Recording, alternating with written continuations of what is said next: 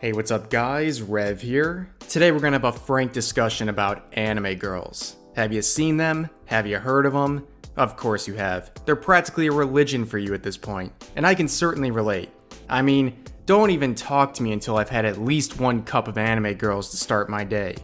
Anime girls are what makes the world go round, an essential part of the economy, the key ingredient to finding happiness, the main reason to get out of bed in the morning, just to see their smiling two-dimensional faces. Some would even classify them as a drug, and by them, I mean YouTube.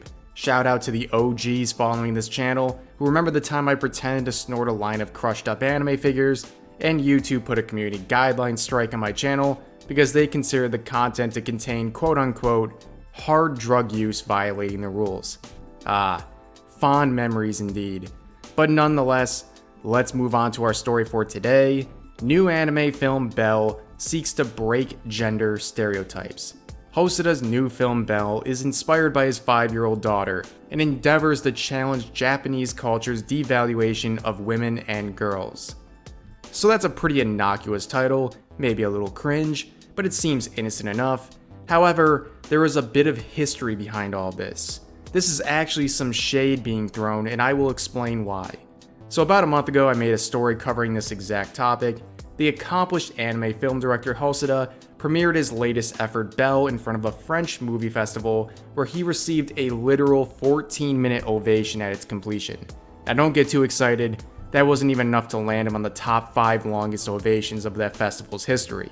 But riding that wave of success, in an interview after the festival, Hosoda made several remarks about Miyazaki, who is of course the director of Spirited Away, Princess Mononoke, Ponyo, and many other classics. See, Hosoda and Miyazaki have a sort of rivalry, the kind where Miyazaki has the highest accolades among Japanese anime directors, and Hosoda is kind of the next in line. Well, after the premiere of Belle, Hosoda made remarks about Miyazaki's portrayal of women and young girls in his anime movies, saying he lacks confidence in himself as a man and is pretty much sexist in pushing the stereotypical view of women that positions them as worthless if they're not potential love interests, or something like that. So in a nutshell, Hosoda had a little spurg out, but that happens. But it seems he has not let this go, because in a recent interview he doubled down on what could be described as anime girl gate.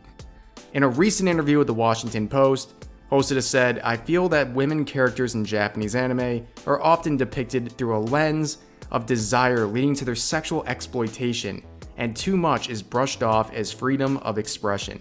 He then discussed how Japanese animation has heavily influenced the perception of women and girls in what is meant to be powerful and beautiful, but not in a positive way.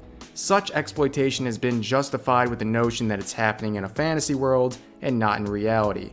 But I feel that, surely, such perceptions are connected and will influence our reality. Oh god, it's starting to sound like one of those Twitter arguments. Yikes. The irony of all this being, I don't think there's anything different about Hosoda's work from the films like Miyazaki's that he claims to be so problematic. I mean, look at the description of Belle. The story follows Suzu, a shy 17-year-old who is self-conscious about her looks and is unmotivated to play music after her mother dies. However, after joining the virtual world known as You, she takes the online persona of Belle, an enchanting pop star with flowing pink hair, and quickly gains an immense following. A woman gaining her value by growing an online following and being a popular idol. Bro, that sounds like the exact sort of thing he was saying was problematic. But anyways, it's kind of sad to see Hosoda still seething about all of this. Of course, he didn't name Miyazaki directly this time, but based on the previous interview, it's obvious who he was talking about. But that's gonna do it for this video. I hope you all enjoyed, and I'll see you guys next time.